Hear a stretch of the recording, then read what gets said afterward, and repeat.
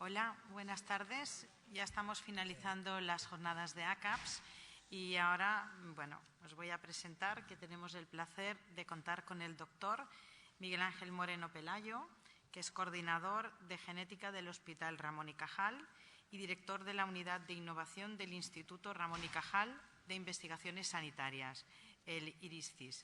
El doctor Moreno dirige un grupo de investigación que se centra en el trabajo de estudiar los genes implicados en los orígenes de los trastornos auditivos. Entre sus principales logros cabe destacar la identificación de unos nuevos genes asociados a la sordera.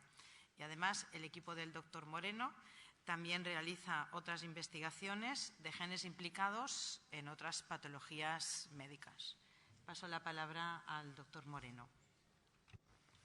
Muchas gracias por la amable introducción. Quiero empezar agradeciendo a Raimon y a toda la Junta Directiva de ACAPS por brindarme la oportunidad de estar aquí y acercarme a vosotros e intentar transmitir todo el esfuerzo que estamos haciendo como grupo y como colectivo en pro de intentar elucidar cuáles son las causas genéticas de la patología. La charla viene ya condicionada por un poco de retraso y por dos eventos importantes. Uno ya sabemos que es el partido de fútbol y el segundo es que a las 7 tengo que coger el tren sea como sea. Entonces, vamos a ver si consigo comunicar todo lo que tengo que decir.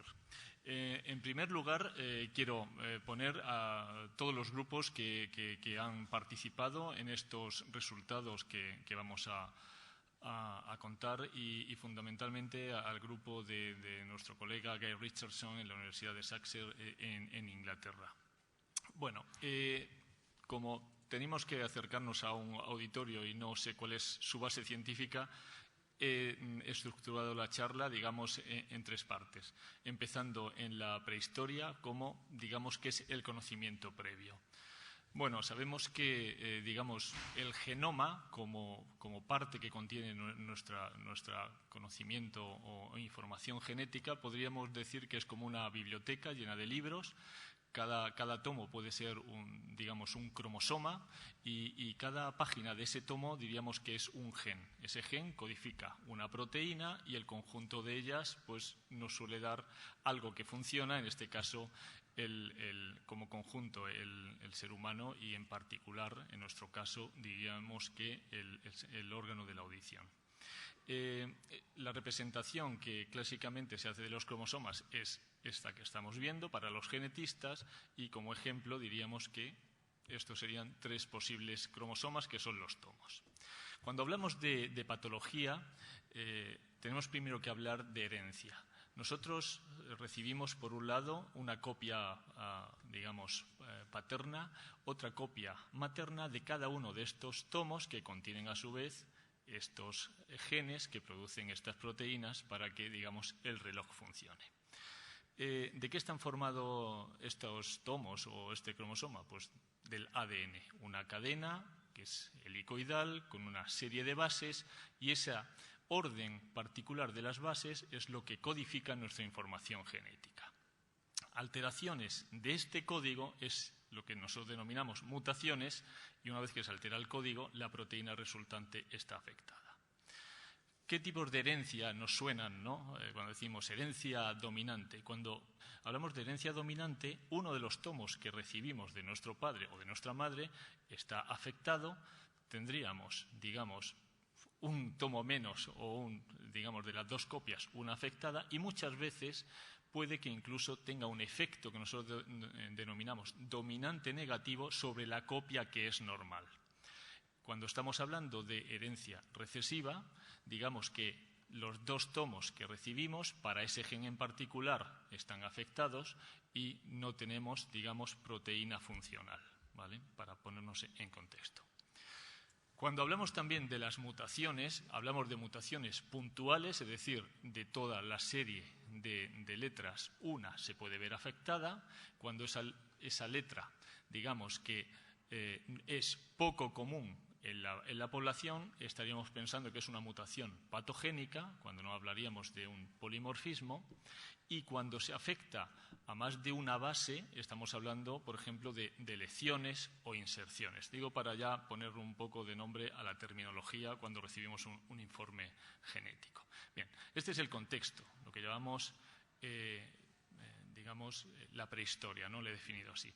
Pero lo que sí quiero ahora transmitir al auditorio es a qué reto nosotros nos enfrentamos como investigadores o como genetistas a la hora de poder encontrar ese defecto genético en cada uno de los pacientes.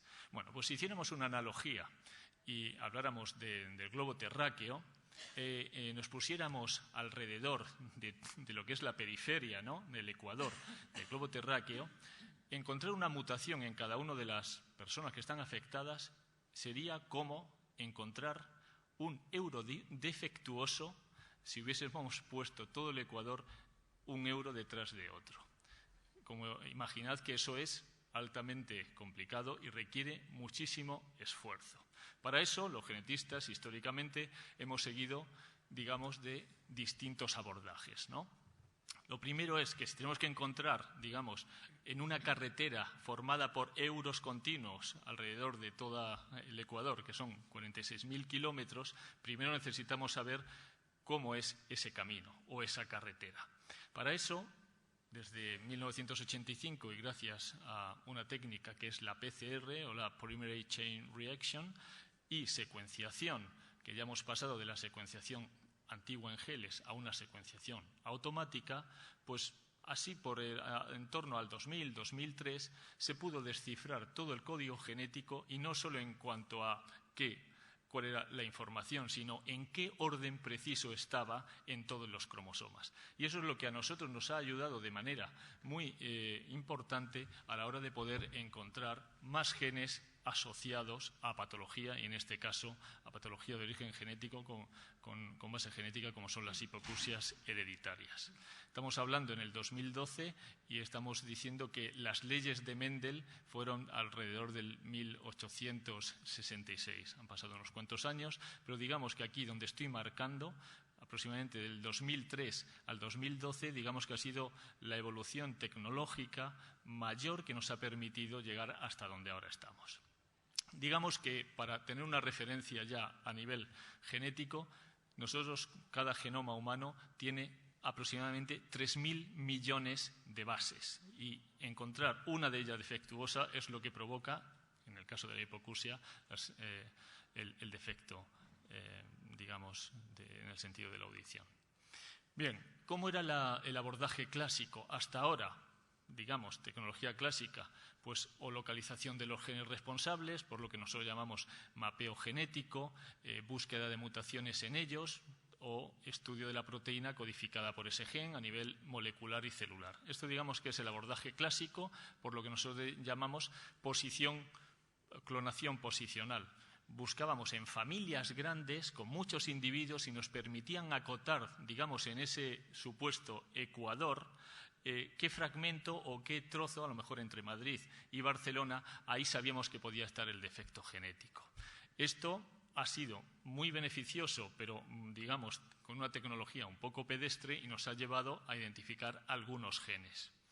Pero el problema son las pequeñas familias que no nos permiten hacer esos abordajes clásicos y solo se benefician en el diagnóstico de los genes previamente identificados. Como estrategias clásicas vemos que desde el 81 al 2000, bueno, no está demasiado actualizado, la evolución ha sido creciente en cuanto al mapeo, pero no ha sido de manera exponencial. Ahora lo que yo he definido como posthistoria. Conocemos la carretera, pero necesitamos herramientas potentes para su análisis. Y cuando digo de herramientas potentes para su análisis, implica encontrar los defectos genéticos, ya sean pequeñas mutaciones o pequeños socavones o grandes socavones, de una manera coste efectiva. Para ello, ahora estamos en el mundo, ya la medicina del siglo XXI, hay presiones sanitarias, económicas y el advenimiento de las nuevas tecnologías que la combinación de estos factores lo que están impulsando es al descubrimiento y desarrollo de nuevos productos para llegar a la medicina personalizada. En este entorno en el que nos hemos encontrado, nos han ayudado mucho las nuevas tecnologías. Cuando hablo de poshistoria estamos ya hablando de Next Generation Sequencing, es decir, a diferencia de cuando empezaron las técnicas que eran secuenciación en gel, a lo que yo llamo prehistoria, a la historia que es secuenciación automática, Sanger, que es lo que hemos tenido hasta hará 2 años, a lo que es la poshistoria o ya futuro, que es la Next Generation Sequencing, de mirar un único gen a mirar todos los genes en paralelo a un coste efectivo, es lo que nos ha permitido desarrollar las herramientas que voy a contar a continuación. Y de hecho eso también está permitiendo que la evolución tecnológica posibilita cambios metodológicos. De hecho, lo que antes era prehistoria pasa a ser la secuenciación automática y ya estamos hablando de presente o nuestra propia historia, ¿no? La aplicación de las nuevas tecnologías al diagnóstico genético actual, en este caso de las hipoacusias. ¿Cómo se ilustra esto? Esto hace unos años, esto era un investigador intentando pescar en un mar de peces o de genes uno a uno. Ahora ya estamos en este punto. Podemos pescar todos ellos y secuenciar y analizarlos en paralelo. ¿Cómo avanzamos? Desde el punto de vista de, perdonad por la diapositiva en inglés, pero me gustó porque era bastante ilustrativa. Cuando estábamos en la tecnología Sanger, que es la clásica, tenemos que ir mirando gen a gen, candidato, invertir dinero, invertir tiempo y normalmente no encontrábamos respuesta. Ahora, con las nuevas tecnologías, podemos mirar todos los genes y con un coste y un esfuerzo relativo sí que vamos a encontrar respuestas. Mirad para que veáis que no es tan sencillo como lo cuento, el complicado, o sea, el flujo de trabajo tan complicado que puede llevar, es decir, que se es necesario para trabajar con las nuevas tecnologías, lo que aquí se define, bueno, en inglés es el famoso pipeline, desde que cogemos el ADN del paciente y terminamos dando lo que se llama un variant coding file, que es el número de variaciones que hemos encontrado en ese paciente. Bueno, en algunas patologías, como las hipoacusias, lo que he definido poshistoria ya es historia. En este vídeo quiero simplemente ilustrar un poco que a partir de lo que es el sistema de la audición, vemos como la onda sonora estimula el oído medio gracias a, bueno, el famoso a través del tímpano, ese impulso mecánico termina lo que es la rampa coclear, donde sabemos que tenemos nuestro oído interno. Esta onda sonora consigue mover la membrana basilar y por deflexión de los estereocilios hay unas señales eléctricas, ese es el proceso de mecanotransducción, que por las vías auditivas se integran y conseguimos oír. Por desgracia, casi todas las hipoacusias de las que estamos hablando se centran en defectos en el órgano de la mecanotransducción, es decir, la parte o el órgano que trabaja haciendo que la onda sonora se convierta en algo eléctrico. Bien, ¿cuál es la incidencia de las hipoacusias? Bueno, en recién nacidos se está hablando que 1 de cada 1000 nacidos, yo creo que ahora la frecuencia ha subido, tiene un defecto, una sordera congénita. A nivel de hipoacusia poslocutiva, la frecuencia es mucho mayor, podemos hablar de casi del 2,5% en personas de 40 años que ya manifiestan algún tipo de pérdida auditiva. Y clásicamente se han hablado de las causas no genéticas, estamos hablando de infecciones, traumas acústicos, que pueden dar cuenta de aproximadamente ese 40%, y un 60% o un poco más son causas genéticas. En esta es en la que nosotros particularmente trabajamos en el laboratorio.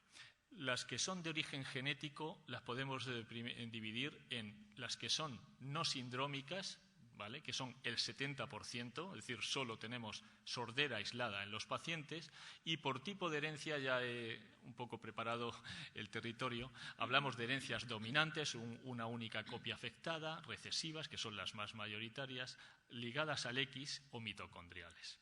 En mi laboratorio y concretamente en mi grupo de investigación estamos muy centrados en las dominantes, pero parte del equipo está también en recesivas.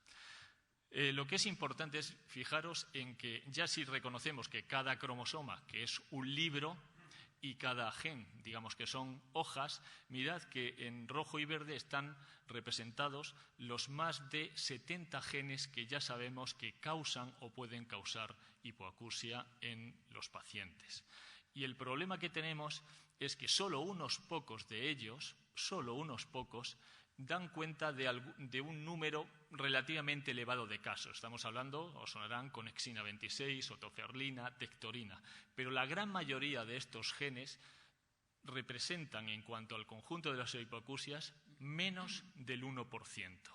Con lo cual, es decir, en el caso hipotético que estuviésemos trabajando con 100 pacientes y miráramos todos los genes, quizá en alguno de estos pacientes encontraríamos la mutación. Son muy poco prevalentes y se piensa que hay casi más de 150 o 200 genes implicados. El trabajo de mirar uno a uno es, a día de hoy, o con técnicas clásicas, no era coste efectivo. Además, los genes que están implicados pertenecen a toda la familia de proteínas, desde estructurales, como veis aquí, canales que hacen EQ4, factores de transcripción, proteínas. Es decir, nos enfrentamos, por un lado, a un gran número de genes de distintas familias proteicas y con tamaños totalmente dispares, tan pequeños como un microRNA o tan grandes como una miosina de más de 66 exones.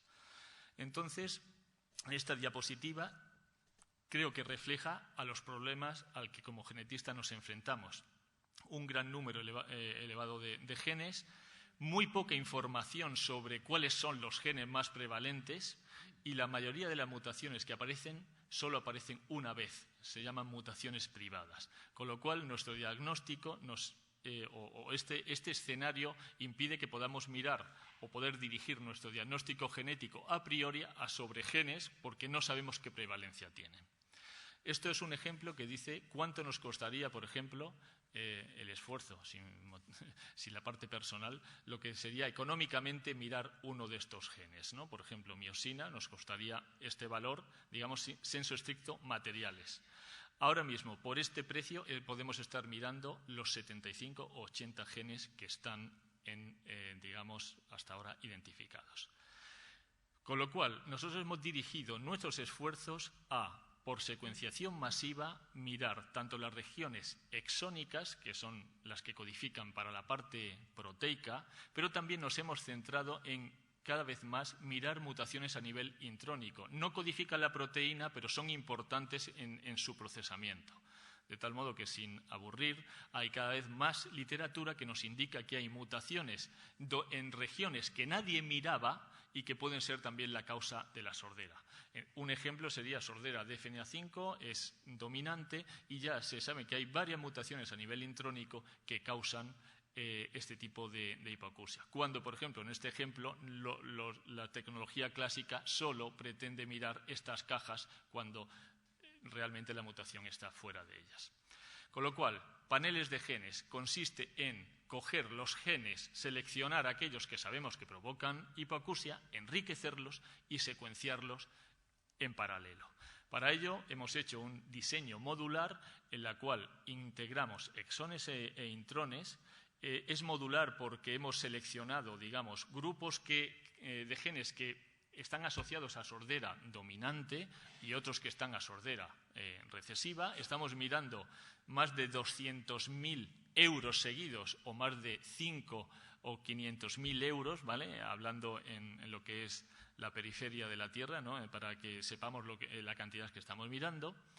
Hemos validado nuestro sistema tanto en un sitio como en otro. Aquí se habla técnicamente de cobertura, es decir, el número de veces que cuando yo secuencio aparece una determinada secuencia y me dice si está o no presente mi mutación.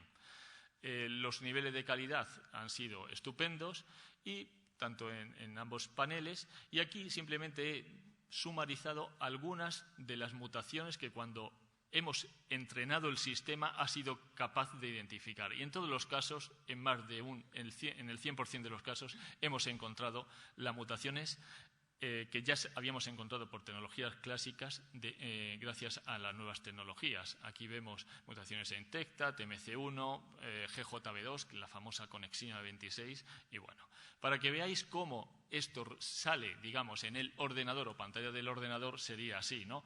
Cada barra gris es una secuencia independiente y cuando hay un cambio vemos o nada o el nuevo cambio. Esto lo cuantificamos y sabemos que en esa posición, en un 50% de los casos, es decir, un alelo o una copia o paterna o materna está afectado. Mutaciones que os muestro pues, en el gen TECTA, en gen CD50C, en el microRNA 96, conexina 31, un POU4F3, un factor de transcripción, MIO6. Cuando nos centramos en herencias recesivas, pues destacar, por ejemplo, la otofernina, la famosa mutación Q829 o en GJB2, también 35 del G. ¿Cómo detectamos esto? Esto sería cómo se detecta la Q829X, sabemos que está asociada a neuropatía auditiva, 35 del G, esto es cómo se detecta cuando hay la falta de esa base, aparece como una raya y cuando está presente y con esto cuantificamos. Como veis, es muy potente y digamos una herramienta muy potente y a un coste muy efectivo. Con lo cual lo tenemos aplicado ya en el laboratorio y ahora pues esta herramienta la estamos comercializando y convenciendo a los hospitales que es el futuro y que tienen que invertir en ellos. La otra parte que hemos también trabajado es, hasta ahora, todo lo que os he mostrado han sido pequeñas mutaciones, pequeños socavones en esa, digamos, hipotética carretera. Pero cuando hemos querido ver cómo detectar grandes socavones, también utilizando tecnologías de nueva generación, hemos detectado lo que son, hemos desarrollado en base de microarrays unas herramientas para encontrar estas mutaciones ya de gran calado, como son las deleciones o inserciones.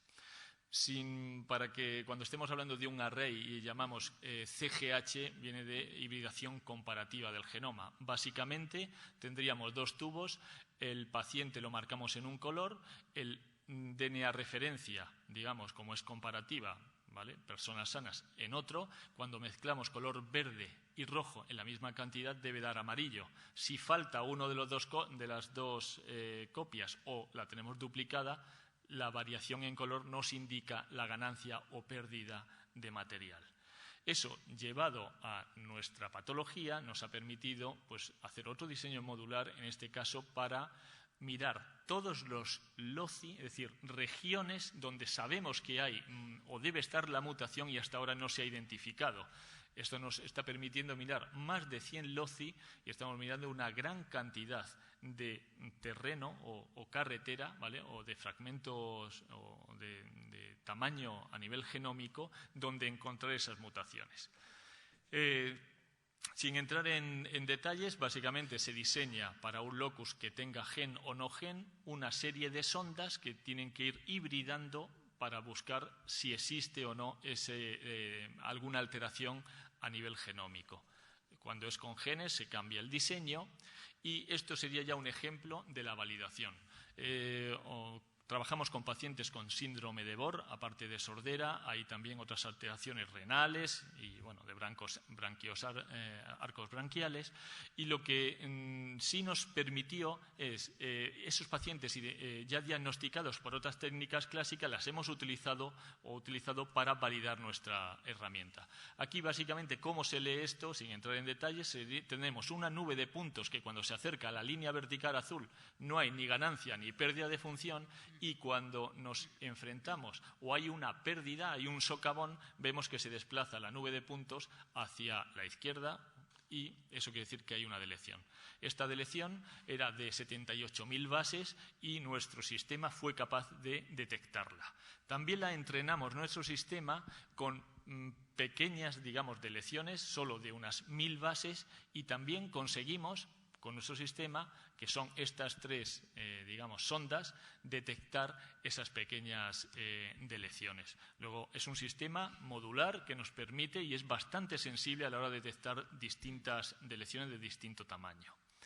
Esto, sin entrar en detalles, nos permite luego dar un paso más y con una técnica tan sencilla como una PCR poder diagnosticar exactamente esa pérdida si es la misma en varios pacientes. También dijimos, ahora sabemos que hay otros pacientes donde no es que se pierda solo un fragmento de ese gen, sino que se pierde el gen completo. Ensayamos esos pacientes en nuestro sistema nuevo, en nuestra nueva herramienta, y nos sorprendió lo siguiente. No solo se perdía el gen EYA1 causante de BOR, sino que gracias a esta herramienta hemos visto que la deleción abarca otros muchos genes. Esto sí que es un gran avance porque hasta ahora, por las técnicas clásicas, solo decíamos se pierde el gen completamente o no. Y ahora nos hemos dado cuenta que no solo se pierde el gen, al perderse varios, se pueden empezar a ver diferencias clínicas o dar explicación genética a las diferencias clínicas que se observan entre los mismos pacientes, digamos, o pacientes aquejados de síndrome de BOR, ¿vale?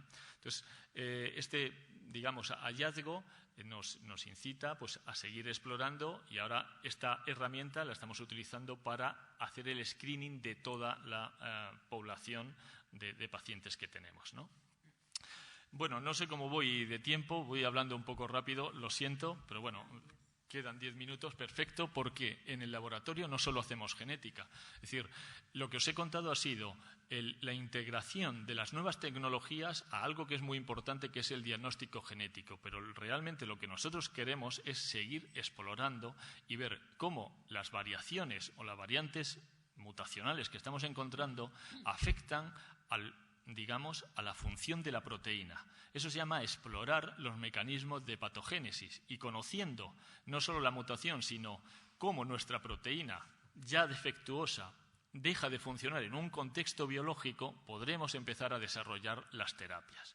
Como ejemplo, simplemente, quiero mostraros pues, algunos de los estudios sobre los mecanismos de patogénesis que estamos llevando en el laboratorio.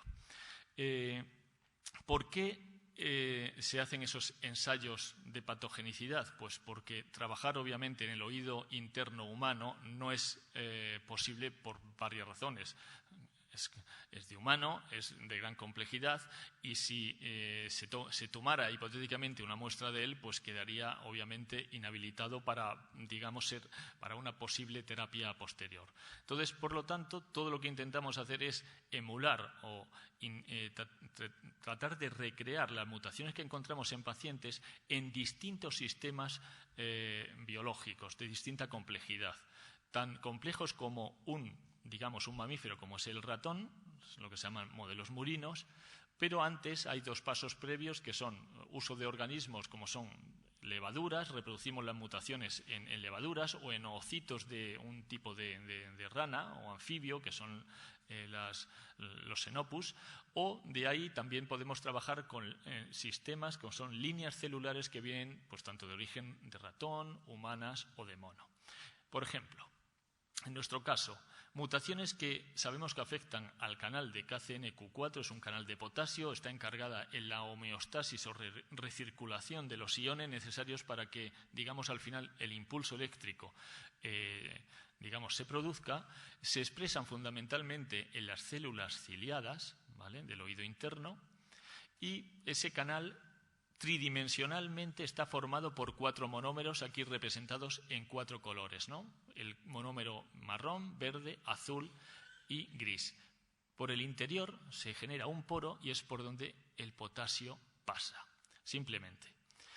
¿Qué mutaciones se han encontrado ahora? ¿Cuál es el espectro mutacional a nivel mundial? Pues todas estas mutaciones han aparecido ya y son causantes de este tipo de hipoacusia. Pero, si os dais cuenta, entendemos que no es lo mismo una mutación que trunque la proteína aquí a otra que afecte, por ejemplo, al sensor de voltaje o todas estas que están afectando al poro.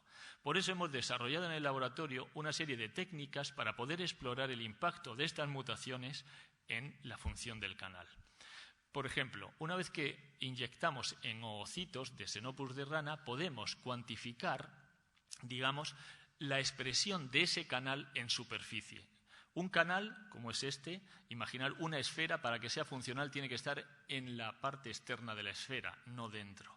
Nosotros lo que hemos demostrado es que para todas las mutaciones que ahora hemos ensayado, simplemente llevado a esta gráfica, digamos que si esta gráfica está midiendo la cantidad de canal que se expresa en un sujeto normal en superficie, vemos que cuando ensayamos las distintas mutaciones llega bastante menos. Luego, las mutaciones lo que están provocando es un defecto de tráfico. Están secuestrando, ¿vale? Las proteínas mutantes no llegan a superficie. Y no solo eso, sino que están secuestrando a las unidades funcionales que sí que podrían ejercer su función de manera normal. Esto lo hemos hallado investigando en un modelo tan alejado de nosotros como son oocitos, ¿vale?, de Xenopus. Cuando digamos que seguimos ensayando cuál es el efecto de estas mutaciones y utilizamos una línea celular de mamífero, en este caso es de mono, lo que hacemos es generamos unos vectores, expresamos la proteína artificialmente y generamos la mutación que hemos encontrado en el paciente. Quiero que veáis simplemente para la diferencia que hay, sin entrar en detalles, esto es una célula donde, como si fuese una naranja, que yo la he cortado por la mitad y lo que tengo aquí sería la periferia, ¿no?, de esa naranja. Vemos que cuando el canal funciona, y yo doy una sección, y esto representa una sección de intensidad de lo que veríamos aquí, en este punto vemos que tanto aquí como aquí hay mayor expresión. ¿Por qué? Porque está en superficie. Mirad lo que pasaba con el canal mutante, o mejor dicho, que era después de haber introducido artificialmente la mutación encontrada en humanos, que no llega a superficie, sino que se queda acumulado aberrantemente en unos nódulos. Esto se llama estudiar los mecanismos de patogénesis y a partir de aquí sí podemos decir qué terapias podría aplicar para hacer que este canal llegara a superficie, ¿vale? Como no llegaba a superficie, hemos seguido investigando y 5 minutos están muy bien. Hemos observado que, ya que se queda dentro, hemos investigado dónde se queda, a nivel de ya, digamos, la retícula o la parte interna de la célula. Pues hemos hecho estudio para ver si se quedaba en el retículo o si pasaba a Golgi, ¿no? Digamos que son estadios intermedios, como si tuviésemos que pasar de la planta número 0 de un edificio a la planta número 10, puedo ver si se ha quedado en la 1, en la 2 o en la 3, ¿no? Pues haciendo esto estamos viendo también que la mayoría de las mutaciones se quedan, digamos, en la planta número 3 del edificio. ¿Por qué llega a la 3 y no a la 4? Es objeto todavía de estudio. Y también nos ha llamado mucho la atención que proteínas o mutaciones que truncan la proteína son capaces de pasar, digamos, de la planta número 4 y llegar a la planta número 6. Todo esto nos está dando información sobre ¿qué? Que las mutaciones que afectan al canal, dependiendo del dominio o dominio transmembrana o loop o intercelular que están afectando, tienen un mecanismo de patogénesis distinto. Con lo cual, esto lleva a la reflexión que no todas las terapias van a ser similares, incluidas en mutaciones que afectan a la misma proteína, para que veáis la complejidad a la que nos estamos enfrentando. Finalmente, pues, otro ensayo que hicimos fue ver cómo, cuando intentamos reproducir cómo sería un paciente, es decir, en una herencia dominante, solo tenemos afectado un alelo, el otro, la otra parte, lo que heredamos del padre o de la madre, es normal. Cuando ponemos lo que nosotros llamamos en condición de heterocigosis, esto que representa la mutación respecto a esto que sería el alelo silvestre, observamos que inesperadamente esta, digamos, proteína mutante está afectando a lo que es la función del canal que debería funcionar porque lo deja secuestrado en el interior, ¿vale? En general, y solo en conclusión, o para concluir, quiero decir que posiblemente las terapias a aplicar en este sentido serían hacer que el canal, que es normal, consiga llegar a superficie.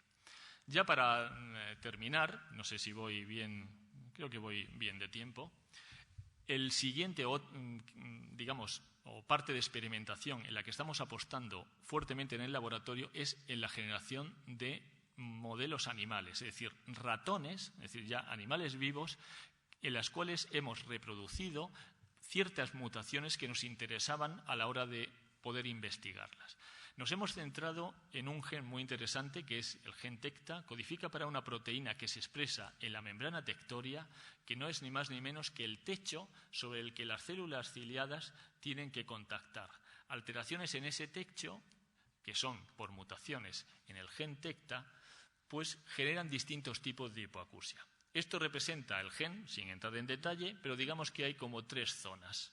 Pues nosotros en el laboratorio encontramos de las 33 mutaciones que ahora hay identificadas en este gen, más de 20 la hemos encontrado nosotros en colaboración con un grupo americano. Y lo que nos permitió es establecer correlaciones genotipo-fenotipo, es decir, mutaciones que afectaban a la primera parte, digamos, del gen, o a la primera o a la última daban afectación en frecuencias medias, mientras que cualquier mutación que afectaba a la zona media del gen daba frecuencias altas. No entramos en lo que es la fisiología, pero eso quiere decir que el gradiente tonotópico de la cóclea no se ve igualmente afectado dependiendo del tipo de mutación. Entonces, ¿qué es lo que seleccionamos? Pues gracias a CIBERER, en el cual estamos integrados y tenemos financiación, intentamos ahora descifrar cuáles son las componentes o, digamos, parámetros o factores determinantes en lo que definen la estabilidad o progresión de la sordera, este tipo de sordera, por mutaciones en TECTA. Para ello seleccionamos 3 tipos de mutaciones. Unas en la parte de la derecha del gen, que es esta, y daban lugar a sordera estable. Otra también en la parte final del gen, pero que daba lugar a una sordera progresiva, y una tercera mutación que estaba en la zona media del gen, pero que daban lugar a otra, también a una sordera progresiva. Y hemos generado los 3 ratones transgénicos y hemos conseguido extraer su oído interno y hemos conseguido estudiar cómo se altera tanto la morfología como la función auditiva de estos ratones. Mirad cómo es ya en una sección real, no en un diagrama, cómo es una membrana tectoria de ratón. Es esta tapa que estamos viendo aquí. Y esta es la forma normal que tiene cuando es un alelo silvestre, ¿no? Mirad cómo, en función de las mutaciones que hemos nosotros generado, cambia tanto la morfología, ¿vale?, como las distintas estructuras que de manera digamos, particular, son muy importantes a la hora del proceso de mecanotransducción. Estamos hablando de una banda marginal, de una, digamos, banda de Hensen, no importa. Lo importante es que dependiendo del tipo de mutación o el dominio afectado, encontrábamos que aquellas mutaciones que afectan a la parte derecha del gen, veis que tienen como una estructura similar. Sobre todo, ¿qué ocurre? Que su implantación de la membrana tectoria sobre el limbo está reducida y posiblemente con el uso esta membrana deje de estar anclada y con el tiempo digamos que se deteriore, ¿no? Mientras que aquí la alteración es más bien, el anclaje está bien, pero la forma y algunas de las estructuras finas de la membrana tectoria se veían alteradas.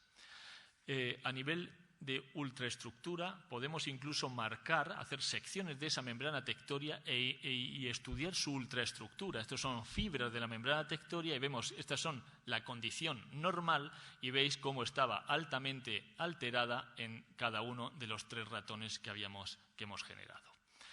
Cuando también podemos hacer secciones en microscopía electrónica, conseguimos ver incluso cómo es la distribución de las fibras y la alteración que existe, por ejemplo, en el ratón que tiene una mutación en una familia encontrada en Bélgica o esta que fue en una mutación encontrada en una familia, digamos, española.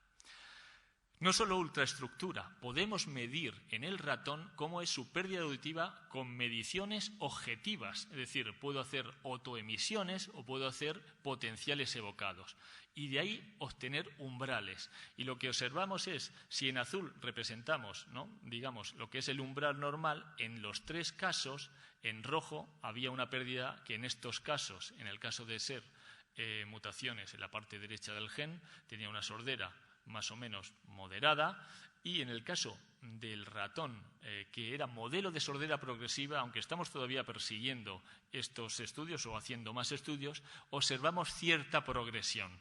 Esto nos anima porque hemos generado un modelo para mutaciones ya particulares que son el modelo para luego poder ensayar sobre ellos distintas terapias, del tipo que sean. No estoy hablando tanto celulares como, digamos, de otro tipo.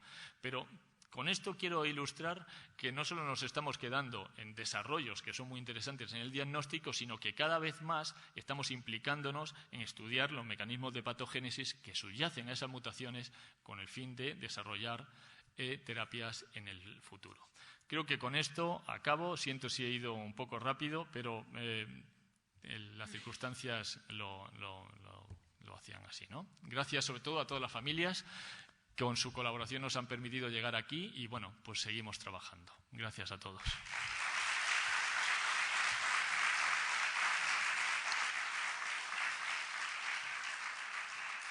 Ante todo, ¿esto funciona?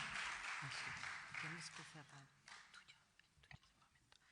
Ante todo, felicitar al doctor Moreno por su exposición tan interesante, para algunos quizás un poquito complicada, la parte genética, pero ha sido muy didáctico y realmente muy contentos de volver a tener aquí a parte del equipo del Grupo de Unidad de Innovación que ya había participado en otras jornadas, el doctor Moreno también.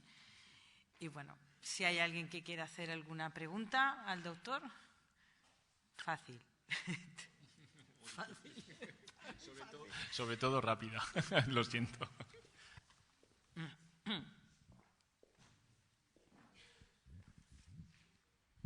Buenas tardes.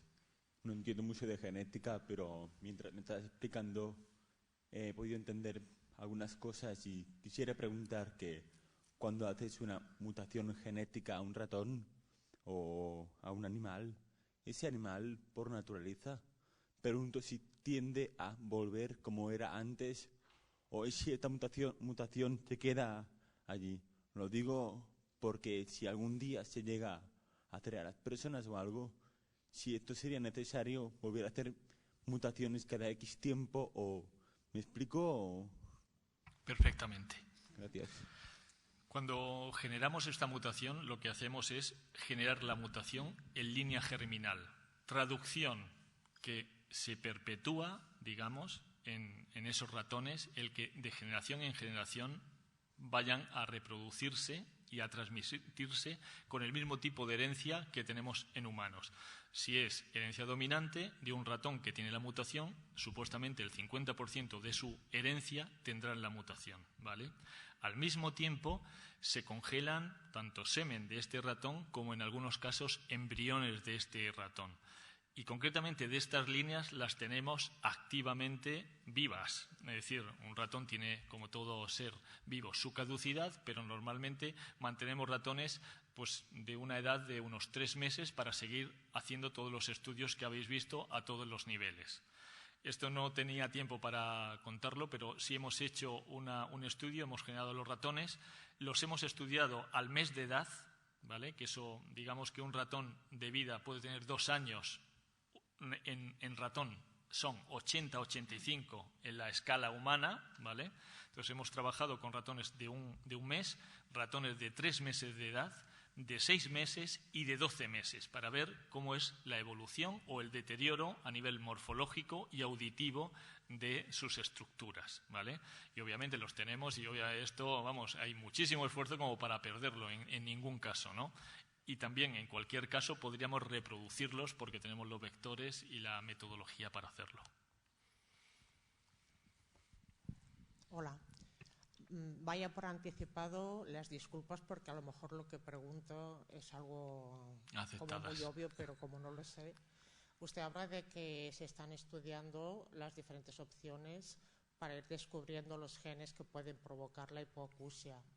Yo lo que yo no sé es, pongamos por caso que se descubre cuál es mi gen que ha provocado mi hipoacusia, ¿qué se hace entonces? ¿Existe también técnicas que regeneran ese gen o se cambia ese gen? ¿Qué es lo que se hace cuando se sabe cuál es el que provoca la hipoacusia? Gracias.